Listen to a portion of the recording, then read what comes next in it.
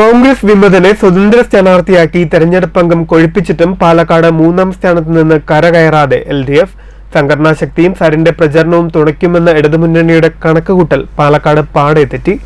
കോൺഗ്രസിനെതിരെ രൂക്ഷ വിമർശനമുന്നയിച്ച് പുറത്തുവന്ന ഡോക്ടർ സരിനെ സ്വതന്ത്ര സ്ഥാനാർത്ഥിയാക്കിയാണ് LDF തെരഞ്ഞെടുപ്പ് രാഷ്ട്രീയ തന്ത്രങ്ങൾ മെനഞ്ഞത്. സംഘടനാ ശക്തിയും സരിന്റെ പ്രചരണവും തുണയ്ക്കുമെന്നായിരുന്നു LDFന്റെ കണക്കുകൂട്ടൽ. എന്നാൽ ഈ കണക്കുകൂട്ടലുകൾ പാടെ തെറ്റി. LDF പാലക്കാട്ട് മൂന്നാം സ്ഥാനത്തു തന്നെ.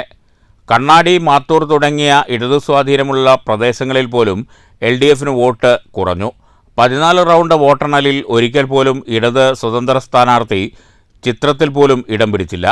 തെരഞ്ഞെടുപ്പിൻ്റെ തലേ ദിവസം ന്യൂനപക്ഷ വോട്ട് ലക്ഷ്യം വെച്ച് 2 പത്രങ്ങളിൽ LDF നൽകിയ പരസ്യം അവർക്ക് തന്നെ തിരിച്ചടിയായെന്ന് വേണം വിലയിരുത്താൻ.